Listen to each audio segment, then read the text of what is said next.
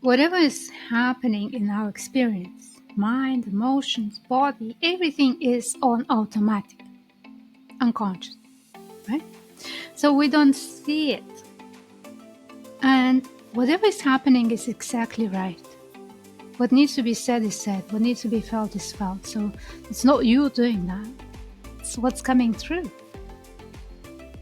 So that image in the mind is in a way. Because the mind is always comparing the image of what I am or what this is to the reality. And reality, it doesn't fit the image. And then it's a problem because the mind insists on the image. You don't need anyone else to save you. You are the one that can do that for you, and the only one.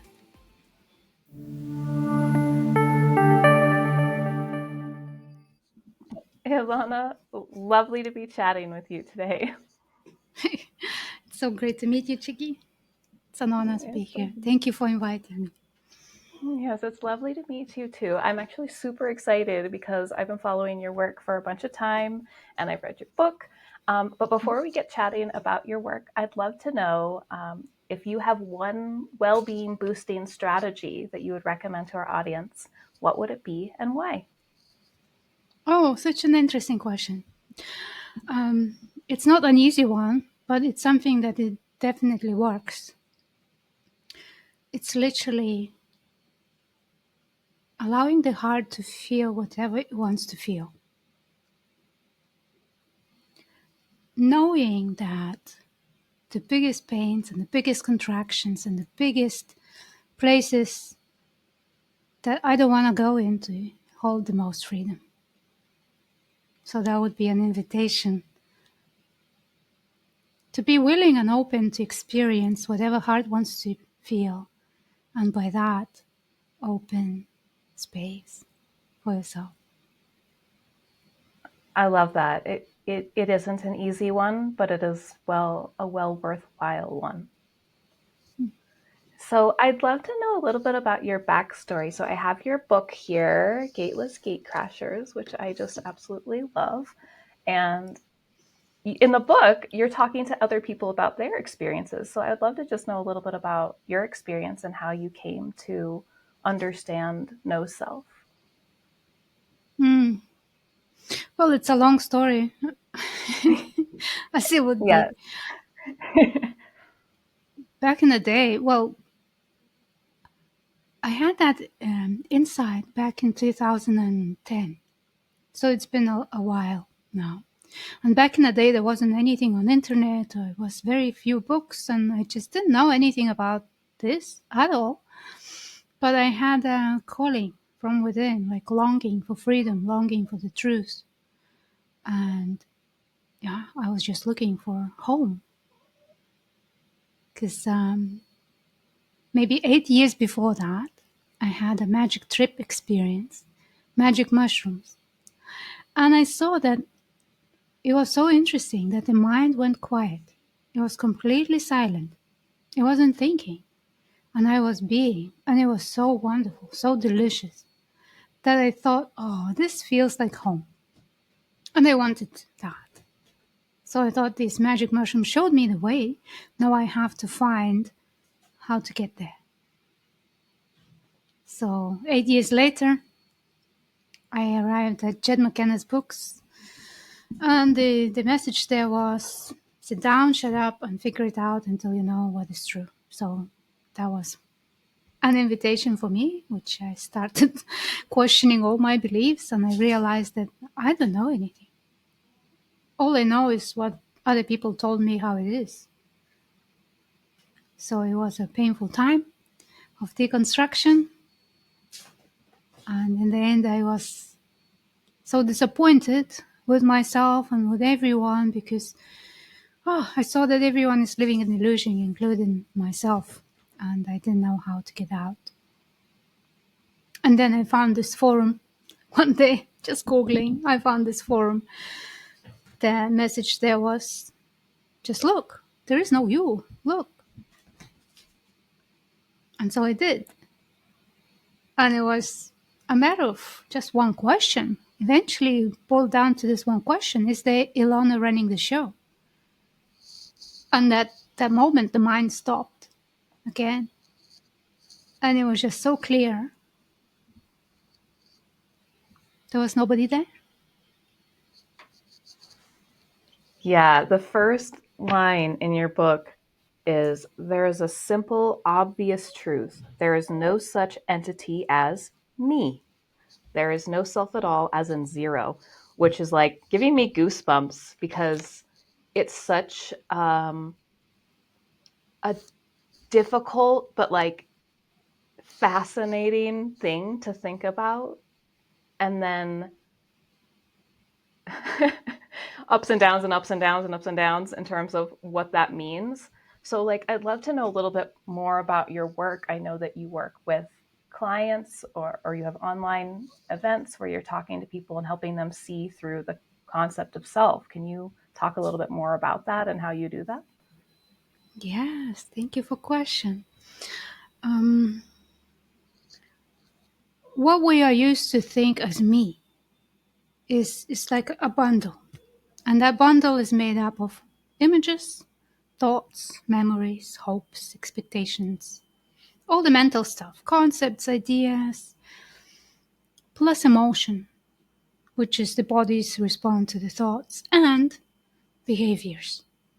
So when we look at this bundle and say, oh, this is me, this is how I am, this is what I do, this is what I like, this is what I am. And then everything is being seen, everything in life is being seen through that bundle, like, like this. We're looking at everything through this idea of me. But literally, we are not what the mind created. We're not an image, we're not a thought, we're not a concept, we're not a sensation, we're not a feeling, we're not the body. We are here as presence, as being, in which everything comes and goes.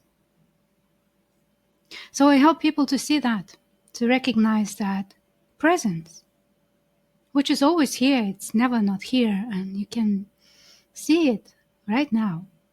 When you just ask this question, what am I really?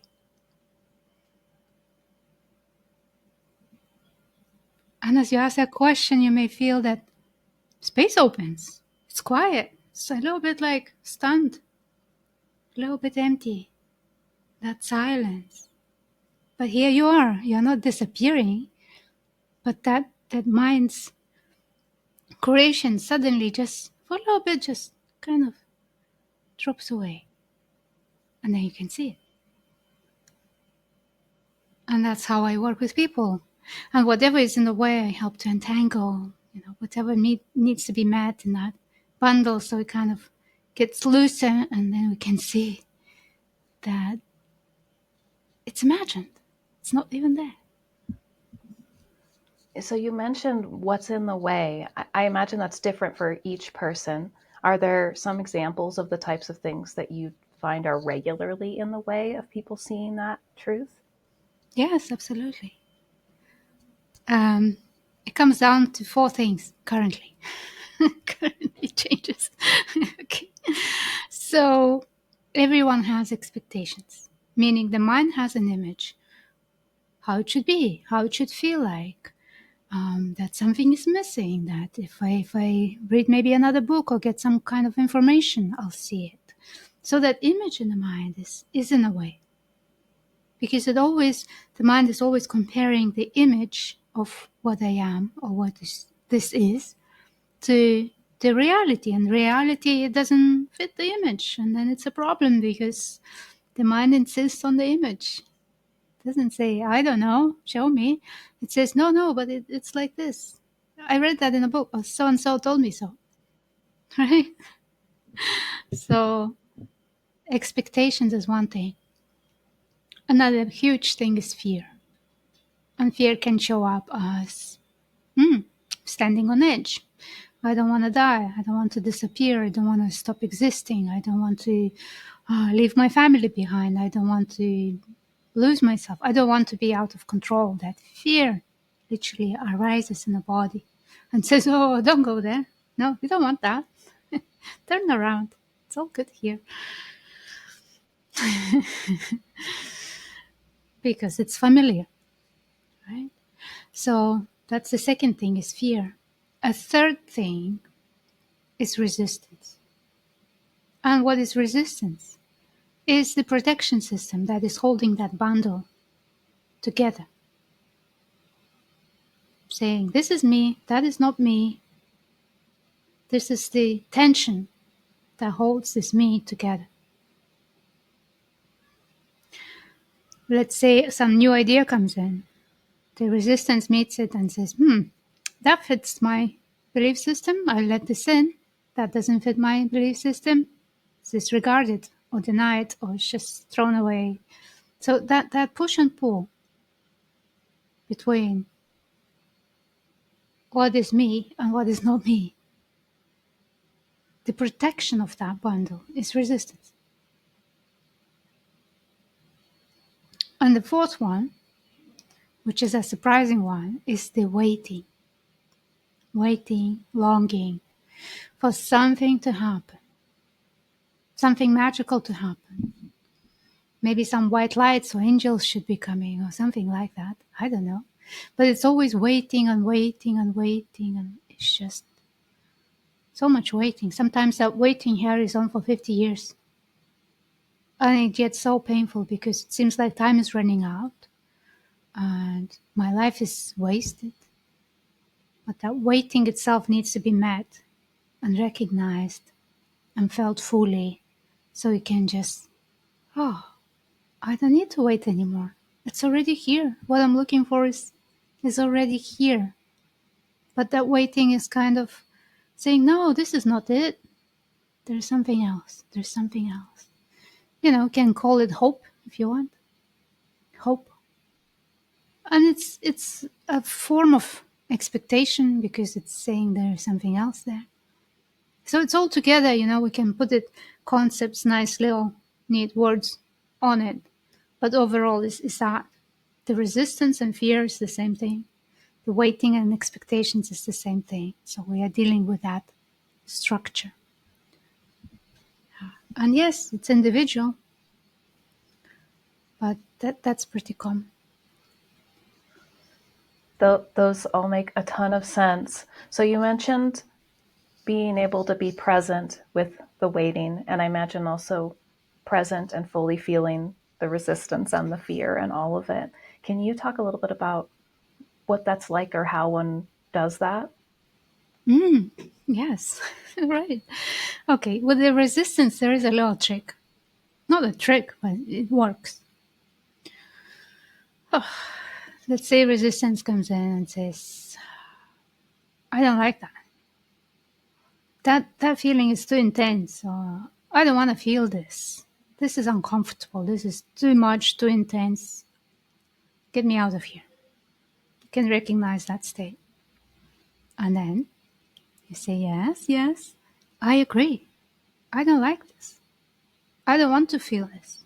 This is too painful. This is too much. I agree. And that acknowledgement of resistance is kind of saying, I hear you. I got your message. And I'm okay. I can go in there and feel that. I can go in there and look at that belief. Or I can look at that sensation. And I'm okay. Yeah, thank you. Thank you for the warning. I agree. I don't like it. But it's not here to be liked. It's here to be felt, right? Mm-hmm. So that's one way to deal with resistance, is just by saying, I agree. I acknowledge. I don't like it. I like that. That is a good trick. Yeah. Because, resistance, if you agree with resistance, it has got nothing else to say. It's like, oh, okay, I've been heard. My job is done.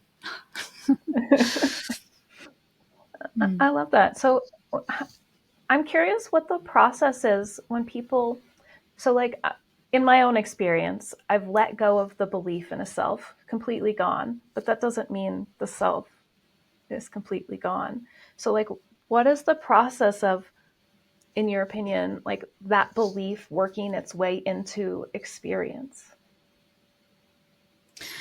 Oh, it's very interesting. Just need something. Found it. Okay, so let's say like this. This is the path. We are walking down the path. And in the path, this is searching, seeking for something.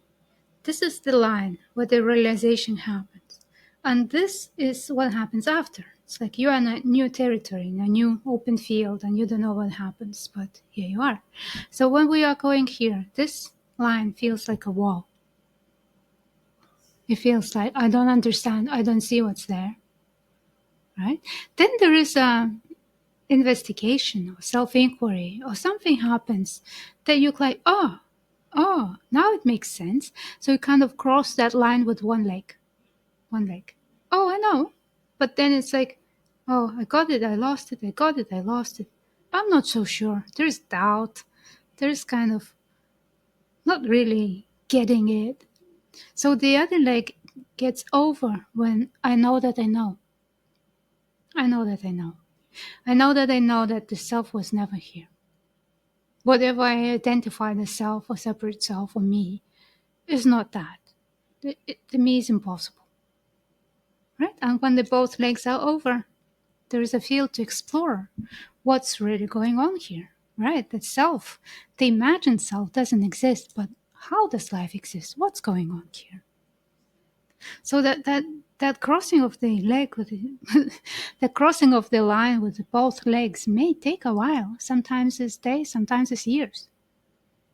Like until it clicks now, I know that I know. This is it. Mm-hmm. So in terms of like emotions and thoughts and suffering, I imagine that's going on the whole time you're doing the do-si-do over the line, or is that different for different people, or? I would say emotions don't stop. And they are Yeah. not here because of a separate self or believe in a separate self. They're part of being human. Like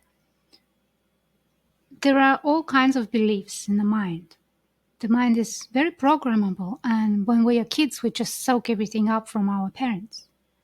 So we don't even know what we believe until we start digging in and seeing what's going on upstairs. Right? And whatever lies we have installed in us, the body reacts or responds to these lies. And body knows what is lie. If the mind says, I'm not worthy, or I'm stupid, the body's like, that doesn't feel right. I'm contracted. I feel pain. That's suffering. Right? So that's not truth. That's how you know that this is not saying the truth, because body goes into contraction. And that's what we call suffering. Right? And this is resistance also, the body says, no, I don't like this thought. Why don't you just look into it and have a look what's going on there and set it free? But the emotions, they continue, especially after that line is crossed, because everything that was suppressed, denied, refused to be felt starts coming up. And if it's a lot of that there, it's like an avalanche of feeling, emotions, situations, and life gets crazy, and you may feel like 1 week is like a year of events. It's fully packed. Yeah, but after a while, it kind of mellows down, maybe, or it gets even more intense, maybe. It's all possible, but it's individual process. But these emotions or body's responses to thoughts don't stop because suddenly you know that everything is going on by itself. That's how it is. But as we discover that presence, that openness, that space of being, that silent space of being, then everything is free to come and go, or freer, with less resistance. Because I see it's not me. It's allowed to come in. It can be here. Doesn't do anything. Yeah, I'm definitely finding that. So, again, just been exploring your work and other people's work in this similar area. So, it's still kind of new to me, but it's super fun to explore. And as the resistance fades, negative emotions don't even necessarily feel negative. It's like without the resistance being like, no, like you shouldn't feel that. The emotion doesn't feel the way that I thought it felt. It's so fascinating. Do you have a sense for, is that just because like the mind isn't telling me that it feels bad, or like what is going on in there? Yeah, good question. Yes. Right. Okay. So we can look at this organism or system or human, whatever way you want to call it, is programmed to seek pleasure and avoid pain. It's like a natural thing. Nothing likes to be uncomfortable. We always seek for more comfort and avoid the pain. And at some point, we kind of decide, the mind decides that pleasure is good and not pleasure or pain is bad. And then everything is becoming, I want this, I don't want this. This is right, this is wrong. I should be feeling more of this. I shouldn't be feeling that. Feeling that is wrong. And that's it. But life is everything. Is high as high and the low as all and all in between. So when that illusion of me is seen through, then there's more openness and more space for all these feelings, for all these experiences to take place and be allowed and be met. And then they self-resolve. As simple as that. It's like the more we go into unwanted, the more freedom we can uncover, because the resistance is protecting from those feelings. And it's just so crazy to think, like, I am here now, right? But the mind may be shooting into the past and thinking, oh, last time I spoke to somebody and I said this word, or my hair was messy and they judged me, or whatever. Whatever stories, while talking, goes into the past, projects the future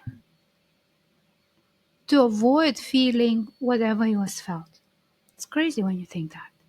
I am here, but the mind is all over the place, predicting what other people will think, or how I will feel, or whatever. So all that is unnecessary.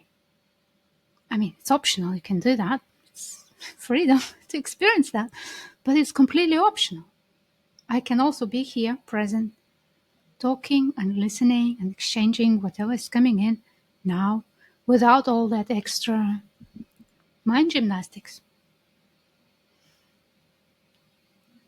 Yeah, and the way to end this, is to recognize that I'm safe right now, and that it is safe to feel whatever is coming in. The negative, the positive, just an emotion. It's safe. I love that. How do we learn that it's not safe? Like, I know everybody's experiences are different, but I can feel into what you're saying, that like slight sense that nothing is safe. But why do we believe that? Yeah, you ask deep questions. Thank you. Cool. Okay. I'm just curious for my own knowledge. Yeah. So, okay, I'll tell you a personal story. The first time I lied, when I was little girl, I lied, and I remember that I was conscious of lying the first time, and I don't know, maybe I was 3 or maybe 4 years old, and I was put to sleep for the nap in the daytime, and I wake up, and my mom is not in the room, and I remember crying. I got scared, separated. I felt separate. I felt left alone. I don't know where my mom is, and she's in the neighbor's just across the door. And she heard me crying. She comes in and says, "Oh, little one, what's wrong? Why you cry?" And I say, "Mom, I had a dream that wolf ate you." I completely made it up. And I remember knowing that I made it up. The wolf ate you, so I got scared. I didn't admit because I was feeling separate, I was feeling abandoned, alone. I was scared of that. No, I created a lie. So that feeling of separation, in that case from the mom, it feels horrible. It feels all these horrible feelings that we don't want to feel: alone, abandoned, rejected, scared. But that's how it starts. So it's not just we feel separate from mom, we feel somehow separate from life itself. And that's the biggest wound that we carry. Separate from life. Here you are individual, personal person, and you have to work it out how life works, and you have to compete, and you need to do things, and you need to get from life what you need to get, otherwise you're failure. At the root of that, I'm separate from life. And deep inside, we all like crying like little children, waiting for the mom to come in and, say, "It's all okay. You're not alone. I'm here." And that's how it starts. And we can be 50, we can be 70, and still carry that wound. That's why it's so important to see that we are not separate, that we are not what we thought we are. Because that's the root of all pain, and that's the root of anxiety and lying, trying to manipulate and pretend, just not to show others that we have that wound. Yeah. And so I feel like one can identify if they're being present enough with their bodily sensations, almost like what that sense of separateness or that wound feels like. Is that true in your experience? And if so, like what?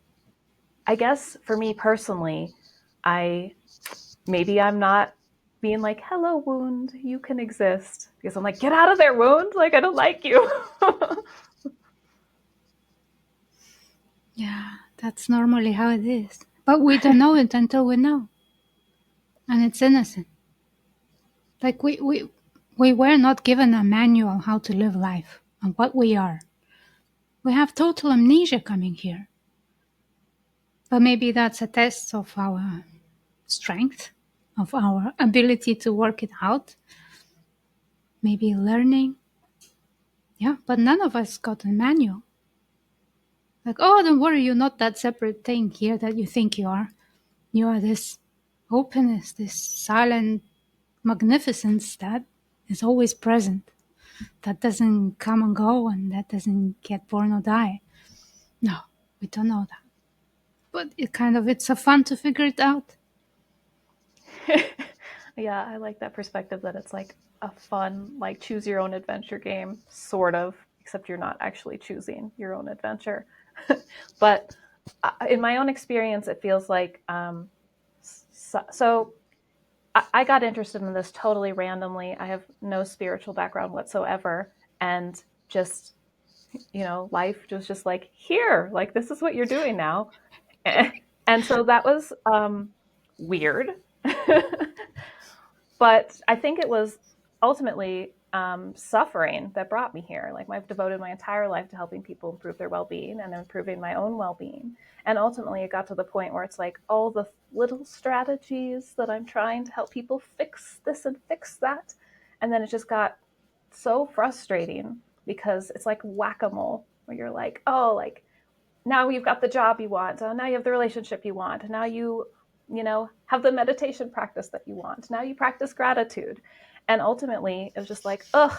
And then when I found this, it's just like so much of that released. It's like, if there's no self in charge, then none of this is really necessary. And it was just like, it was such a relief. So do you find that people have, I guess, both that frustration that they're just like carrying that's pushing them towards this, and then a sense of relief after they I don't know if I've moved to the other side of the wall, but I've definitely moved over some wall. Yeah, you described it spot on. Yeah, that's how it is. First, there is frustration, and I think suffering is playing part of it, because if we don't suffer, we don't look for, I don't know, we don't hear that voice that says, oh, there's another way to live. We are comfortable and not suffering, then why to look for anything? But if that suffering kicks in and it gets unbearable, then oh, I heard there is something else. And maybe I had a glimpse or two to see that it's possible. But that suffering is what drives us to look for the exit. And then once it's found, it's like, yeah, such a relief. Such a relief. It's like, oh. Yeah. I have a crazy story from one of my clients. She was saying that every time she travels somewhere on a plane, when she sits in a plane, she starts working, meaning she takes on responsibility of keeping the plane up in the air. So imagine if it's a short flight, 2-3 hours, just sitting and holding the plane in the air, holding the plane in the air, holding. What if it's a long trip? I mean, how exhausting that is. And then she said she's not doing just when she's flying, she's also doing that for the family and for the friends. She's taking on the responsibility to keep the plane up in the air. So what a relief to find out that you're not doing that at all. The plane is fine. You're fine. It's optional. Yeah, but we all kind of do that to some extent. Like the mind seems like it takes responsibility for all these things that it doesn't have responsibility for, and it is exhausting. It's like, hey, mind, just chill. Like you don't have to like. So recently I had this experience where the mind was just like obsessed with making this decision, and it wasn't an important decision at all, and it Uh-huh. spent like 2 or 3 weeks going back and forth until ultimately like I got this massive headache and couldn't think anymore. And I was like, oh, like ouch, but thank God that stopped because I was totally exhausted, like had to sleep like 12 hours a day for multiple days. And it made me realize just it it is exhausting, one, and also not real. That responsibility that the mind takes on isn't real. So like, how do we help people see that? Yeah. Well, okay.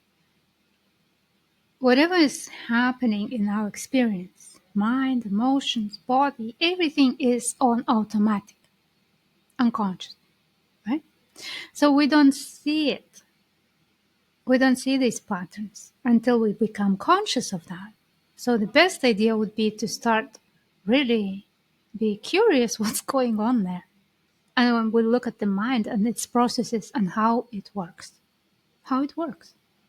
Like I mentioned, it always looks to the past, checking if there is a danger, if there was this situation that we are in now somehow happened in the past, and if there was any danger there.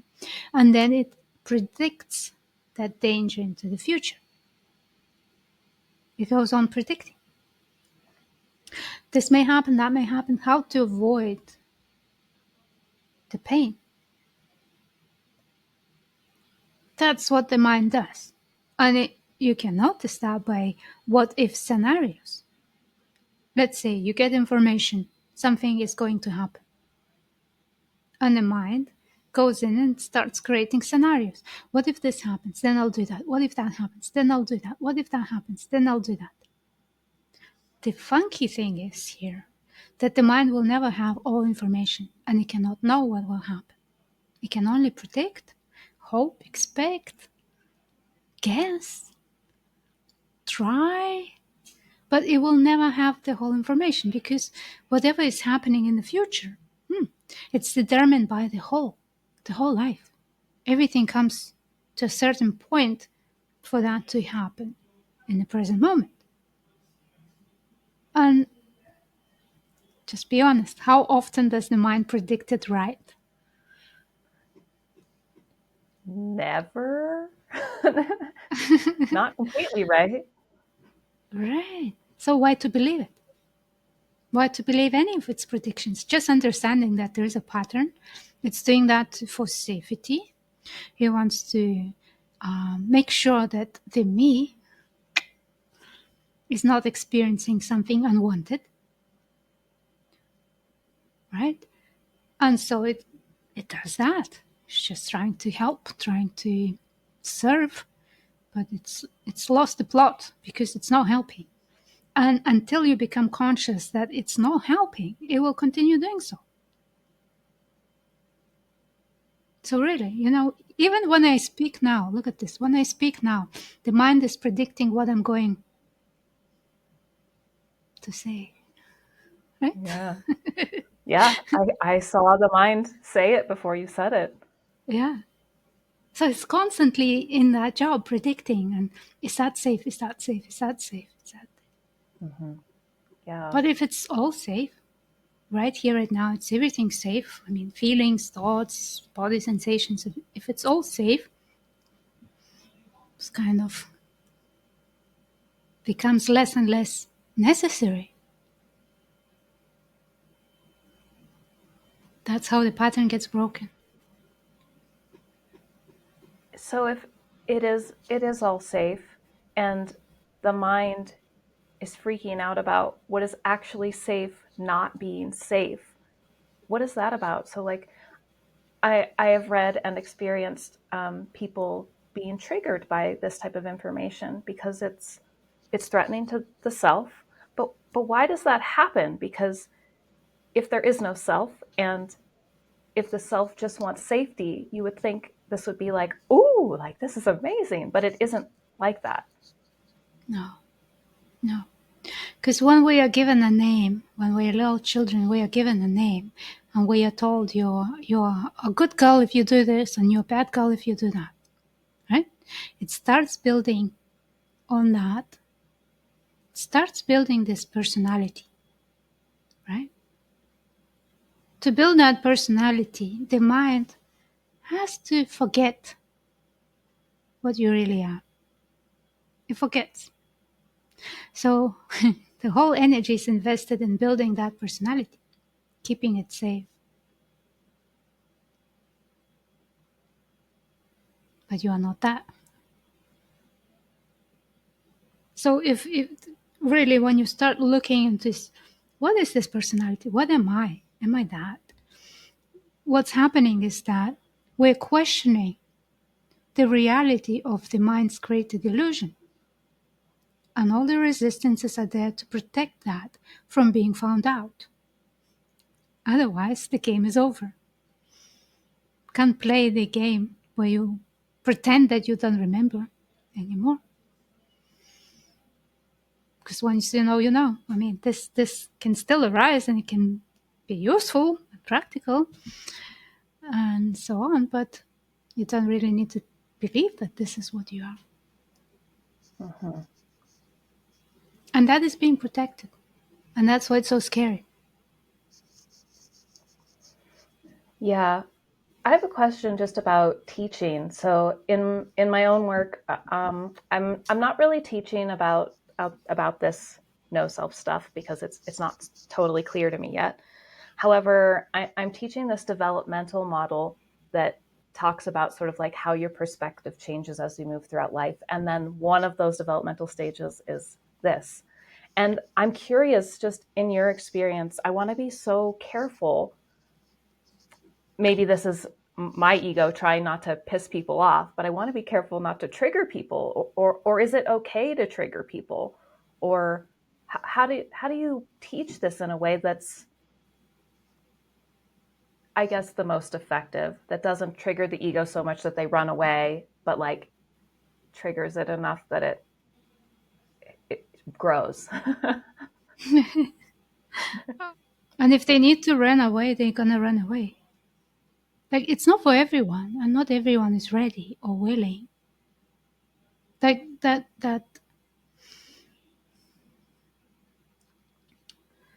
the system is set in place. And yes, it's dangerous to just simply explode it, because you wouldn't know how to live. So it's a process. It's a process. And whatever is happening is exactly right. What needs to be said is said. What needs to be felt is felt. So it's not you doing that. It's what's coming through.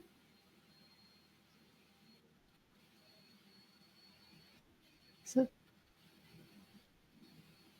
so if somebody gets triggered, wonderful. Thank you. They may run away and a week later, a month later, or a year later come in and say, I didn't understand that, but now I'm curious. I love that, especially in your work. So, like, your book is so direct. It's like, and then your co-author Elena is also very direct in being like this is how it is. Like look, just look. Like you don't have to listen to me, but look. And I personally really like that approach because I want to be challenged and I want to learn and I want to grow so much. So it like all fits in. Um, I guess that's just me saying, love your book. Thank you. It wasn't Yeah. intended to be a book, it just happened. That was just real conversations we had with people over some weeks. Yeah. Well, you actually talk a little bit about it. It's you and your co-author actually guiding people through this to discover that there is no self. It's so cool. Mm. And at that time, we didn't really know anything because it was so fresh. So, and this book can also be quite confusing because people read that conversation in like 5 minutes, but that conversation really happened over a couple of months, and they think, oh, why they see it so quickly? No, it's not. It was email. Every response is email back and forth, and it may take a day to reply, it may take a week to reply, right? So it's a process, and then it suddenly ends. And what's that? I don't know. Like, it's a complete mystery. It doesn't mean they see it and they have no doubt. I don't know. As I say, it was so fresh, but didn't know what's happening. Now, what's 15 years later, I have a better understanding, but I still don't know. Yeah. Well, are there any other things you'd like to share before we wrap up?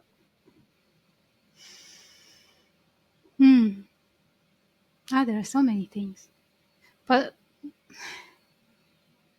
I would like to invite people to investigate and see what is true in your own experience, because nobody can tell you how it is. You have everything you need. And sometimes you may have years and years of practice and meditation and reading books and going from one teacher to another and just waiting, waiting, waiting. You're waiting for you. You're waiting to sit down and figure it out for yourself, because nobody can do that for you. So the invitation is stop it, to stop and really check what's going on in your experience. Is there a self or there isn't? Is there I or there isn't? Are you a thought? Are you emotion? Are you a sensation? Or are you seeing it all? So it's such a mystery and such a wonderful adventure with maybe a lot of tears and a lot of frustration, but it's so worth it, because that's kind of resolving that you don't need your mom to come and help you, so to speak. You don't need anyone else to save you. You are the one that can do that for you, and the only one. Well said. And where can people go to find you if they want to learn more about your work or work with you? I have a website. It's just my name, ilonacunited.com. I also have a YouTube channel where I share lots of videos, and especially people like the ones that are recorded from meetings that I have groups I meet for deep looking, which is exploring whatever is arising, emotions, whatever questions. And there is another one specifically for seeing through the illusion of the self. So everyone is welcome to join and explore together. And if you choose so, you can work with me directly, and I'm very happy to assist. Yeah, my favorite videos are when you're guiding somebody through that. So that's super fun. And I will put the links to both of those in the description below this video. And I just want to thank you for taking the time to share something that's really unique and really impactful and can really help people improve their well-being. Thank you so much for inviting me. I'm so happy to be able to share this. And if somebody hears the message and acts on it, it's just like, wow, thank you, thank you. If you're a coach, consultant, or well-being entrepreneur, grab free science-based content to grow your business by clicking the ebook link in the description below.